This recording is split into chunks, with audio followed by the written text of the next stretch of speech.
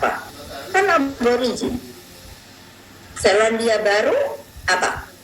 Maori. Mau kita dibegitukan. Kalau saya enggak, biar sudah tua. Insaf, maaf, beribu maaf. Insaf kalau jadi bangsa Indonesia. Lebih baik hijrah, lebih baik migran. Coba dong, jangan lalu merasa apa ya. Saya bilang sama saya suka banget ngobrol sama sekjen saya. Nih kok bangsa aku kayaknya udah terlalu nikmat dengan zona nyaman loh toh. Aku udah khawatir ya loh. Nanti satu saat aku kalau udah nggak ada terus piye yo. Gimana yo?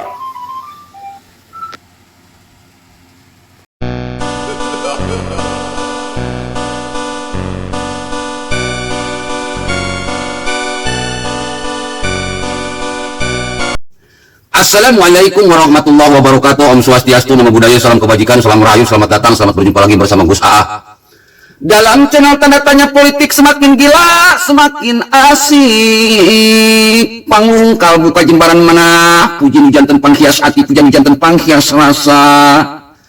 Puji urang sangakeun kana Maha Suci Allah Rabbul Ijati, puja urang sangakeun kana Maha Kawasa Allah Aja wa Ja'ala maniti wancik mustari dengan mangsa nu gina takdir teu asa dipungkir kadar teu asa disengar. Atuh semua alun kembang panjung rasa egar kembang mawar malati anu jadi jati ngati samuja anu janten kadeuh bulan dina tungtung karesekna dan daunan anu nyempok hejo anjeunna lahir anjeunna endah menang kembang anu endah ngadai ning siapa yang peuting yang buang siapa yang berang negekeun kalimat thayyibah la ilaha illallah ti masjid ka maghrib. Mudah-mudahan kita semua pada kesempatan ini diberikan umur panjang, banyak rezekinya, sehat selalu, dihindarkan dari semua musibah, amin amin ya rabbal alamin.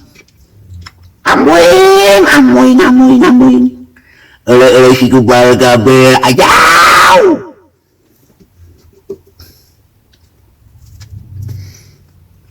Ibu Megawati adalah putrinya sang proklamator kemerdekaan Indonesia. Tanpa jasa Soekarno memang tidak ada Indonesia. Tanpa jasa Soekarno, Indonesia mungkin masih dalam bentuk penjajahan. Soekarno adalah tipe orang pemikir. Dia dibuang dari satu tempat ke tempat lain, dibuang lagi ke tempat yang lain, dibuang lagi ke tempat yang lain, hanya untuk mempertahankan pemikirannya. Apa itu revolusi Indonesia? Revolusi Indonesia mencoba saya terjemahkan. Karena masih bersifat umum, bro. Masih belum jelas apa yang mau direvolusi. Setelah 1 Juni tahun kemarin, saya bertemu dengan Soekarno di sebuah mimpi, di sebuah hotel Homan. Yang notabene hotel yang dibangun Soekarno. Dia tersenyum dengan memakai pakaian hijau kebesaran. Dengan pangkat Jenderal Bintang 5. Panglima Jenderal Bintang 5, memakai tongkat, usianya masih muda, gantengnya bukan main, tersenyum kepada saya. Maka saya melakukan sebuah penjabaran, biar lebih pas, biar lebih mengena, biar lebih maknyos. Karena saya merupakan seorang profesor matematika yang memang terbiasa dalam berpikir, menggali, meneliti sesuatu. Akhirnya revolusi Indonesia ini saya pecah menjadi 3. Sebetulnya asalnya 2. Dulu itu saya cuma pengen revolusi otak dan revolusi akhlak. Ternyata setelah melihat berbagai referensi, masukan-masukan, ditambah jadi 3. Revolusi otak, revolusi akhlak, revolusi mental. Dan itu saya gaung-gaungkan selama puluhan tahun. Saya coba praktekkan, tidak hanya ngomong doang seperti Anies Baswedan, tapi kerjanya amburadul. Ketika sudah dipikirkan, dipraktekkan, dicoba, dites, dan berhasil. Dan saya sekarang naik ke jenjang yang lebih tinggi, nasional. Agar the king of science ini, revolusi otak, revolusi akhlak, revolusi mental ini, bisa dinasionalisasikan, bisa dipraktekkan. Dan the king of science ini, revolusi otak, revolusi akhlak, revolusi mental ini, adalah jawaban dari kekhawatiran Ibu Megawati Soekarno Putri. Kalau saya tidak ada, bagaimana bangsa dan negara ini? Jangan sampai Indonesia seperti Australia, seperti Selandia Baru, seperti Singapura. Penduduk aslinya sedikit, hilang, bahkan hampir punah. Jadi kekhawatiran ibu ini sudah terjawab, Bu. Jawabannya, the king of science, revolusi otak, revolusi alat, revolusi mental. Jangan khawatir, Bu, saya sudah bertemu Soekarno. Dan sampai saat ini, perasaan saya itu dibimbing oleh Soekarno. Makanya saya kalau ngomong nggak pakai X, langsung jebret. Dan saya sudah banyak memberikan pemikiran-pemikiran tentang Pancasila, tentang Merah Putih, tentang demokrasi, tentang Bhinneka Tunggal Ika kepada rakyat Indonesia, satu nusa, satu bangsa, satu bahasa. Menjelaskan sejarah Indonesia secara gamblang, secara terperinci, secara sederhana. Sehingga banyak dinikmati, banyak dimengerti, banyak dipahami oleh seluruh rakyat Indonesia dari berbagai kalangan.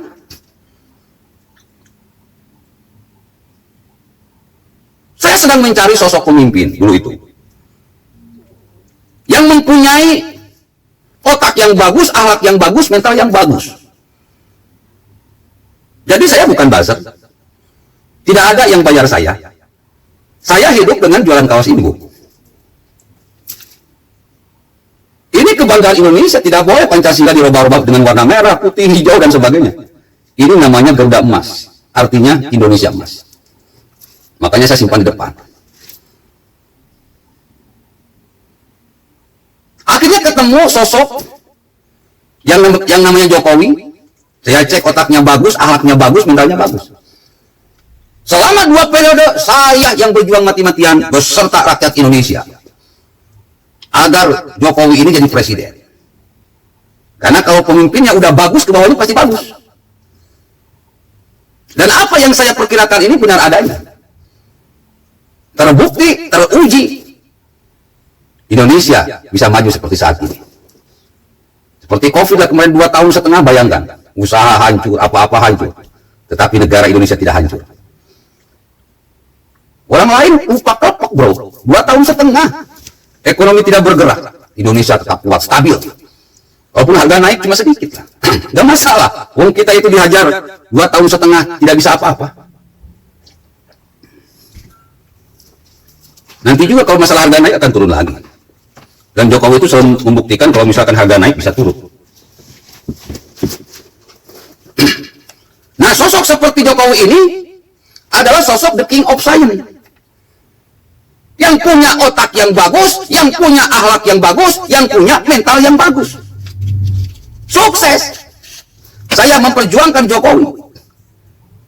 Sebetulnya rakyat Indonesia secara jujur pengen Jokowi ini 3 periode kalau perlu seumur hidup. Tapi aturan berkata lain.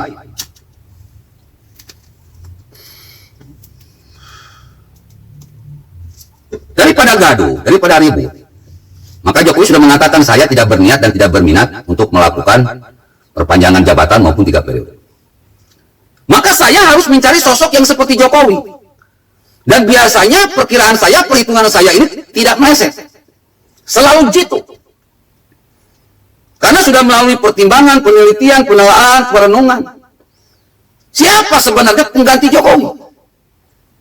Saya cek Anies Baswedan, ya udah nggak bisa. Anies Baswedan itu merupakan salah satu orang yang memperoleh jabatan dengan melakukan politik identitas. Dengan jualan fitnah, gibah, kebencian, jual ayat, jual mayat.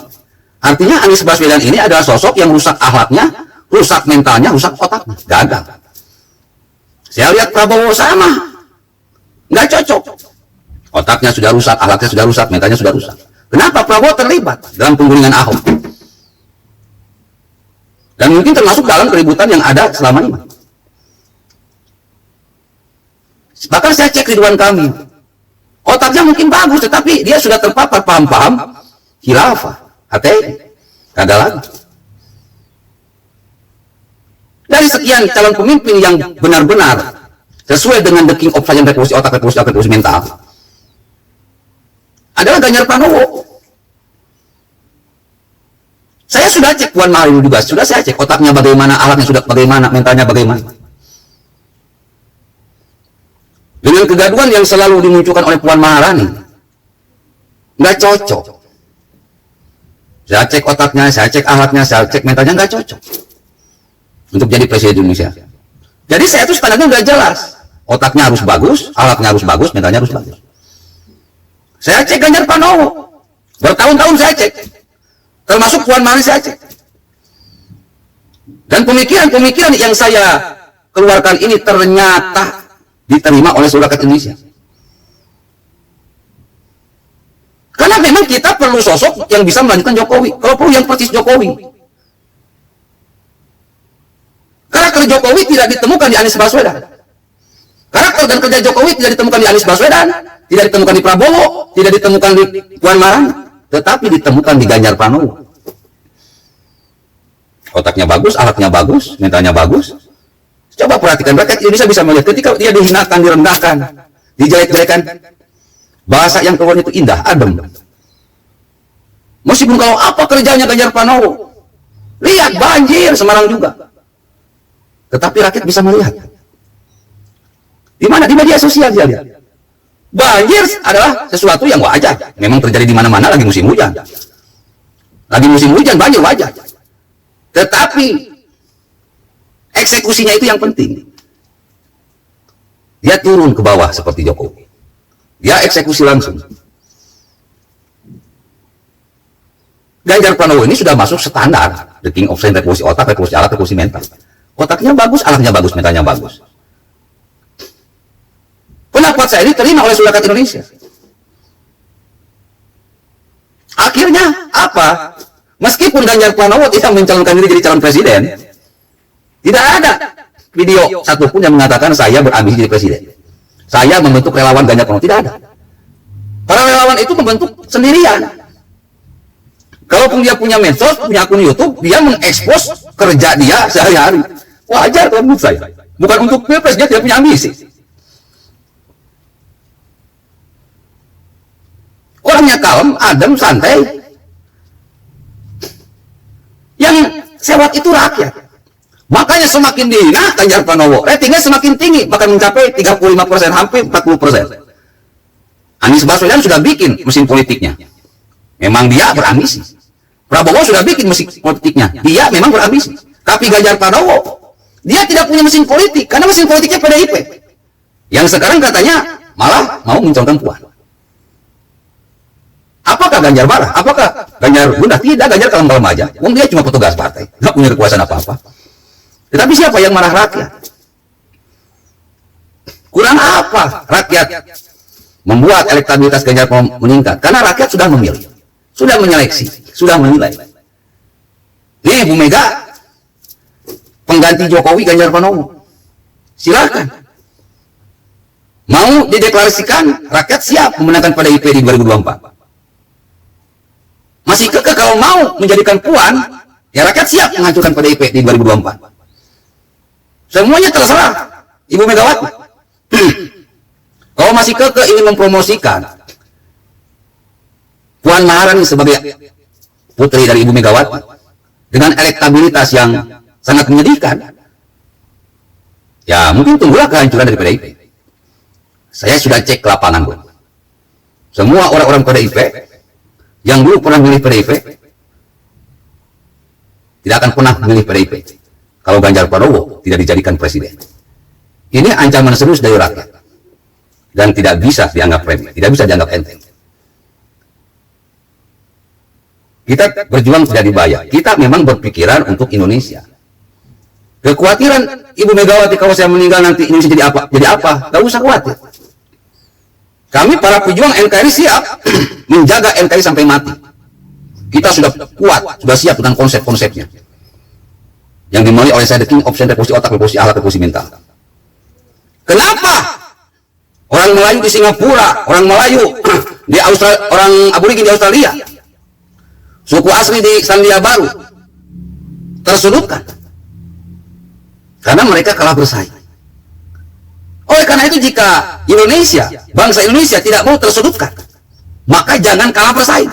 Harus menang dalam persaingan. Karena sekarang zamannya persaingan. Oleh karena itu, kami rakyat Indonesia tahu betul bagaimana caranya supaya bangsa Indonesia menang dalam persaingan. Ada 3 hal yang harus dilakukan. Revolusi otaknya, revolusi akhlaknya, dan revolusi mentalnya. Nggak bisa hanya otaknya, nggak bisa hanya alatnya, nggak bisa hanya mentalnya. Tiga-tiganya harus dibangun dan harus ada dalam setiap diri bangsa Indonesia. Sebelum rakyat Indonesia direvolusikan, kita butuh calon presiden yang seperti Jokowi. Dan sudah terpilih orangnya, Ganjar Pranowo. Punya otak yang bagus, punya akhlak yang bagus, punya mental yang bagus. Jadi kita rasional saja, nggak perlu emosional. Makanya Jokowi sudah langsung menunjuk penerusnya Ganjar Pranowo. Tinggal kita ini mengingatkan kepada Ibu Megawati. Nggak perlu memaksakan Puan Maharani sebagai presiden. Jadikan saja survei sebagai patokan, meskipun belum tentu benar adanya, tapi lumayan bisa sebagai gambaran, bisa dijadikan gambaran. Bayangkan bertahun-tahun disurvei, Ganjar selalu top survei, yang pertama, yang tertinggi. Mohon kepada Ibu Megawati, jangan memaksakan diri, karena cuma PDIP satu-satunya partai harapan rakyat saat ini. Kalau PDIP kekeh ingin mencalonkan Puan Maharani, memaksakan, mempromosikan anak ibu ini, yang disurvei aja tidak masuk 5 besar, ya saya ucapkan selamat tinggal dan selamat bubar. Assalamualaikum warahmatullahi wabarakatuh.